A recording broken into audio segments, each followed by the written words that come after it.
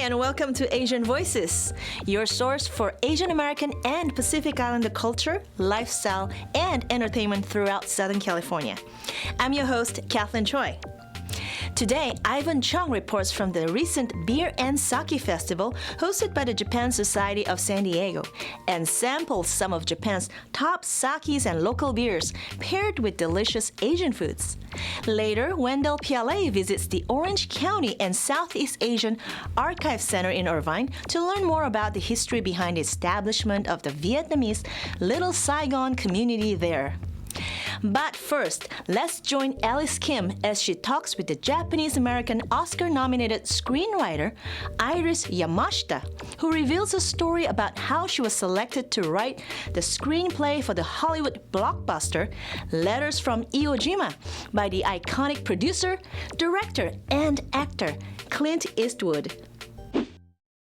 She is an Oscar-nominated screenwriter for her work in a Clint Eastwood film, Letters from Iwo Jima, who has welcomed us into her home here today for this interview. I'd like to welcome Ms. Iris Yamashita.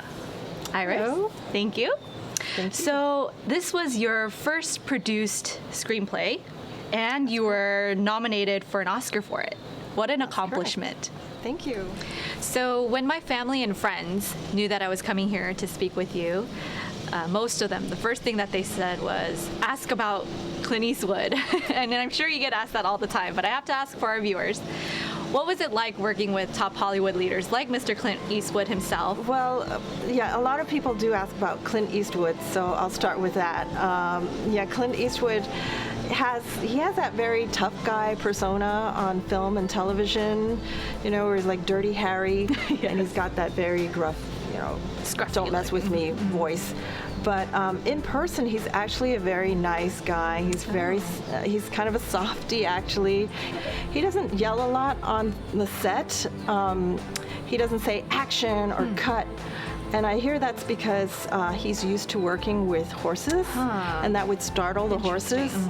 So it's very kind of soft going in. You can only tell from the red light running that you're actually filming. So some of the actors, the Japanese actors, told me sometimes they did not know when they were actually filming. Wow, and that's how much he trusted his actors. They said they were surprised at how relaxed it was on the set. So Paul Haggis was, I think he was asked originally by Clint Eastwood to write Letters from Iwo Jima, but Paul Haggis had so many projects on his plate. I think he was doing post on Crash, and he had so many scripts in the pipeline, but he agreed to help look for a writer. And his agency is CAA, and mine was also CAA at the time. So my agent had heard about this project, and she went ahead and sent Paul Haggis some of my sample scripts. I clearly had no idea whether I was going to be hired for this project, but then I got called back for a second interview. Wow. And that's when he... Exciting. Yeah, I had more of an outline, and that's when he told me that I could quit my day job. I like to hear that from somebody. Quit my day job. Yeah. It was just unbelievable to me. I couldn't believe it was happening. Very cool. You were a web programmer before. And now you're an Oscar-nominated screenwriter. How did you jump careers?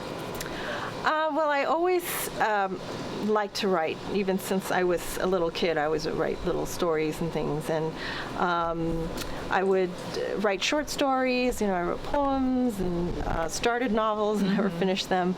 But I had Asian parents, and you know what that's like. They didn't want me to major in anything like writing, so I majored in engineering. But I kept writing as a hobby, so I minored in writing. After I got a day job, then I was still taking night courses at UCLA Extension, and I was trying to write a novel, but I could never really finish because there's a lot of pages, and I started to take screenwriting because, of course, living in LA, everyone's writing a screenplay. Oh yeah. So I decided to give that a try, and I found that I could actually finish a screenplay screenplay because there's only 100 to 120 pages, Which is still long. and there's a lot of white space. So then I actually found that I could finish screenplays, and so I thought that medium was for me. So you're a second generation Japanese American. Yes. Do you find any struggle, or did you find any struggle working in this industry? Well, I think it's hard, no matter whether you're a minority or not, to work in this industry. It's very tough. I always tell all my students, it's always, it's a lot of times it's feast or famine. Sometimes it's great, sometimes there's nothing. The percentage of working minorities in writing was only 5%. 5%. Yeah, and that covers, Asians, African Americans, Wow. Hispanics. It was Wow. only 5%. And the percentage of working women in writing for film is 15%. Wow, so very low. Yeah, Extremely it's low. very low. There are programs in television, so that's something I encourage when I'm mentoring people. That there are diversity programs in television, so that there's a little more opportunity to get your foot into the door in television if you're a minority. Yeah, that's a good advice for some Yeah. of our viewers who are Asian American and minority who would like to get in this industry. Do you find that you are approached with more ethnic storylines? Yeah, I think I am approached definitely more often with ethnic storylines.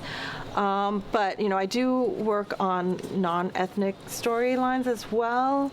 And sometimes that has been successful as well.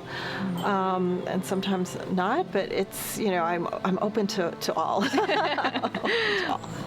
To all the viewers out there, and especially Asian Americans out there who are aspiring writers, I hope Iris's story has inspired you to write your story. Until next time, this is Alice Kim with Asian Voices.